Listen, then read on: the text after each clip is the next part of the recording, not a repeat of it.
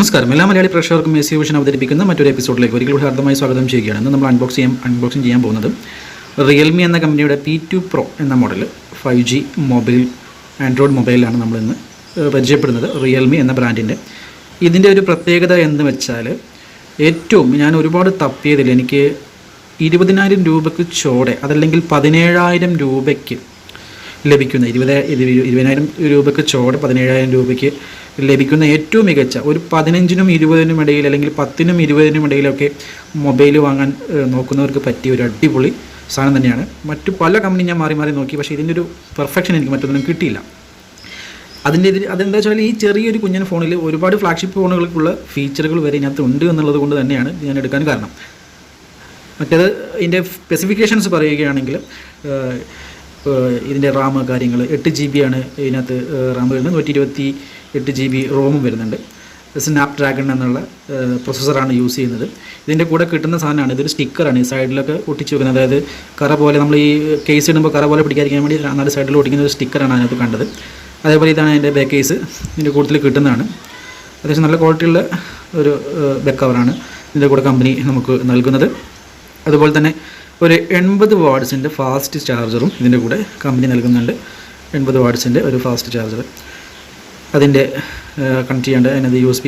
ഇപ്പോൾ പുതിയ വരുന്ന ഫോണുകളിലൊന്നും ചാർജർ നമ്മൾ സെപ്പറേറ്റ് വാങ്ങണം, പക്ഷേ ഈ ചാർജർ കൂടെ ഇതിൻ്റെ കൂടുതൽ വരുമ്പോൾ നമുക്ക് എന്ത് ചെയ്യാം, വളരെ അഡ്വാൻസ്ഡ് ആണ്. അതായത് ചാർജർ ഇപ്പോൾ പുതിയ മോഡലാണല്ലോ, ചാർജർ ഒഴിവാക്കിയിട്ട് ഫോൺ മാത്രം വരിക. പിന്നെ ഇതിനകത്ത് സിം ട്രേ റിമൂവ് ചെയ്യേണ്ട ഒരു ടൂളാണ് കണ്ടത്.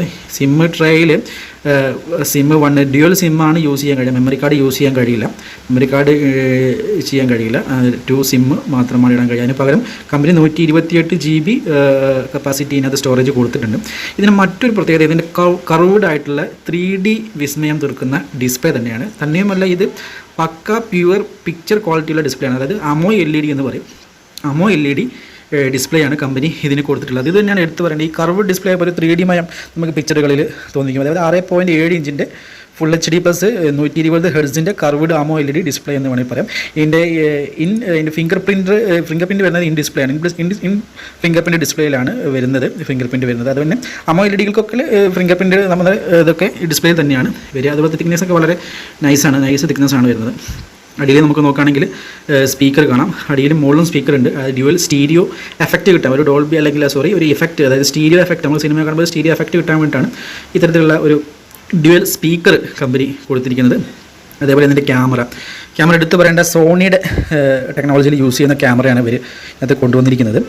50 മെഗാ പിക്സലിൻ്റെ സോണി ക്യാമറയാണ്. 50+8 2 ക്യാമറകൾ മുന്നിലായിട്ട് കൊടുത്തിട്ടുണ്ട്, പിന്നെ ഇതിന് ബാക്കിലായിട്ട് കൊടുത്തിട്ടുണ്ട്. മുന്നിലത്തെ ക്യാമറ എന്ന് പറഞ്ഞാൽ ഫ്രണ്ട് ക്യാമറ 32 മെഗാ പിക്സലിൻ്റെയാണ്. Back camera 50 megapixel plus 8 mega പിക്സലിൻ്റെ ഒരു സെൻസർ ക്യാമറയും കൊടുത്തിട്ടുണ്ട്. ടച്ചൊക്കെ വളരെ ഫാസ്റ്റാണ്. അതേപോലെ തന്നെ ഫിംഗർ പ്രിൻറ്റ് ഓപ്പണിങ്ങും വളരെ ഫാസ്റ്റായിട്ട് തന്നെ കൊടുത്തിട്ടുണ്ട്. കാരണം ഇത് ഈ ഒരു പ്രൊസസ്സർ അത്യാവശ്യം നല്ല റിഫ്രഷ് റേറ്റ് തരുന്നുണ്ട് നമുക്ക്. അതാണ് ഇതിൻ്റെ മറ്റൊരു കാര്യം. അതുപോലെ തന്നെ IP65 വാട്ടർ റേറ്റിംഗ് കൊടുത്തിട്ടുണ്ട് കമ്പനി. അതുകൊണ്ട് തന്നെ നമുക്ക് എന്ത് ചെയ്യാം, ഡിസ്പ്ലേ ഒക്കെ നനഞ്ഞ കൈകൊണ്ട് വരെ നമുക്ക് എന്ത് ചെയ്യാം, ഈ ഡിസ്പ്ലേ ടച്ച് ആകുന്നുണ്ട് എന്നുള്ളതാണ് കമ്പനി ഇതിനകത്ത് പറയുന്നത്. അതുപോലെ തന്നെ 2 നോയ്സ് ക്യാൻസലേഷൻ മൈക്രോഫോണും ഇതിനകത്ത് കമ്പനി കൊടുത്തിട്ടുണ്ട്. നമ്മൾ റെക്കോർഡ് ചെയ്യുമ്പോൾ നോയ്സ് ഒക്കെ ഉണ്ട്, ക്യാൻസൽ ചെയ്യുന്ന ഒരു മൈക്രോഫോൺ കൊടുത്തിട്ടുണ്ട്. പഞ്ച് ഹോളാണ് ഫ്രണ്ട് ക്യാമറ വരുന്നത്. ഫ്രണ്ട് ക്യാമറ ഒരു റൗണ്ട് പോലെ പഞ്ച് ഹോളായിട്ട് വരുന്നത്. സ്നാപ് ഡ്രാഗൺ 7S Gen 2 പ്രൊസസ്സറാണ്. അടിപൊളി പ്രൊസസ്സർ തന്നെയാണ് കമ്പനി കൊടുത്തിരിക്കുന്നത്. ഇത് ഞാൻ ഓർഡർ ചെയ്ത് വാങ്ങിച്ചിട്ടുള്ള റേറ്റാണ്, എനിക്ക് കിട്ടിയ റേറ്റാണ് ഇവിടെ കാണുന്നത്. ഈ ഒരു വിലയ്ക്ക് എന്തുകൊണ്ടും ഒരു 20,000 ചോടെ ഒരു മൊബൈൽ നോക്കുകയാണെങ്കിൽ ഏറ്റവും നല്ല മൊബൈൽ, അല്ലെങ്കിൽ ഞാനിപ്പോൾ ഈ വീഡിയോ ഇട്ട ഡേറ്റ് തൊട്ടിട്ടുള്ള ഈ ഒരു ഡേറ്റും നിങ്ങൾ പരിഗണിക്കണം. ഇനി കുറച്ച് കാലം കഴിഞ്ഞ് നിങ്ങൾ നോക്കുമ്പോൾ ഒരു പക്ഷേ ഇതിനെക്കാട്ടി അപ്ഡേഷൻ വന്നേക്കാം. അപ്പോൾ ഈ ഒരു കാലയളവ് വാങ്ങുന്നവരുണ്ടെങ്കിൽ ഏറ്റവും 20,000 ചോടെ അത്യാവശ്യം നല്ല ഡീസൻ്റ് ആയിട്ടുള്ള സ്പെക്കുകളൊക്കെ ഉള്ളൊരു ഫോൺ തന്നെയാണ് ഇത് എന്ന് പറയേണ്ടി വരും. LPDDR4X ആണ് റാമിൻ്റെ ഇത് വരുന്നത്. 8 GB ആണ് റാം വരുന്നത്. നമുക്ക് വേണമെങ്കിൽ ഓട്ടോമാറ്റിക് എക്സ്പാൻഡബിൾ ആയിട്ട് 4 GB കൂടെ റാം ആഡ് ചെയ്ത് യൂസ് ചെയ്യാനുള്ള കപ്പാസിറ്റിയും കൂടി ഇതിനുണ്ട്. 8 GB കൂടെ ഓട്ടോമാറ്റിക് നമ്മുടെ സ്റ്റോറേജിൽ നിന്ന്, അതായത് 128 സ്റ്റോറേജിൽ നിന്ന് 4 GB റാമിലേക്ക് എടുത്തിട്ട് 8+4 GB കൂടെ വേണമെങ്കിൽ അഡീഷണൽ എടുത്ത് യൂസ് ചെയ്യുന്ന കപ്പാസിറ്റി ഇതിനുണ്ട്. ഈ നിലവിൽ ഇപ്പോൾ ഇതിനകത്തുള്ള 8 GB റാമാണ്. വേണമെങ്കിൽ ഈ സിസ്റ്റം തന്നെ ഓട്ടോമാറ്റിക്കലി എടുക്കാം എന്നുള്ളൊരു അതാണ് വരുന്നത്. അതാണ് UFS 3.1 സ്റ്റോറേജിൻ്റെ ഒരു പ്രത്യേകത. അതാണ് ഇതിനകത്ത് കൊടുത്തിരിക്കുന്നത്. എക്സ്പാൻഡബിൾ റാം 4GB വരെ നമുക്ക് കൂട്ടാം, 4GB 8GB ഒക്കെ കൂട്ടാം.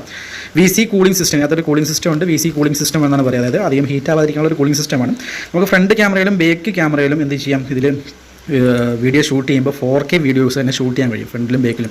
അതുപോലെ തന്നെ AI സ്മാർട്ട് റിമൂവൽ, അതായത് നമുക്കൊരു ഫോട്ടോ എടുത്തിട്ട് ഏതെങ്കിലും ഒബ്ജക്റ്റ് നമുക്ക് AIയുടെ സഹായത്തോടു കൂടി റിമൂവ് ചെയ്യണമെങ്കിൽ AI സ്മാർട്ട് റിമൂവൽ ടൂളിനകത്ത് കൊടുത്തിട്ടുണ്ട്. എടുത്തു പറയേണ്ടതിനകത്ത് 5G ആണ്, 9 ബാൻഡ്, 5Gയുടെ 9. നമുക്കറിയാം 5G ഒരുപാട് ബാൻഡുകൾ എത്രത്തോളം നമ്മുടെ ഫോണിലുണ്ട് അത്രയും നല്ലതാണ്, അത്രയും ബാൻഡുകൾ നമുക്ക് സപ്പോർട്ട് ചെയ്യും. ഇതിനകത്ത് ഏകദേശം 11 ബാൻഡുകളൊക്കെ കണ്ടുവരുന്നുണ്ട്.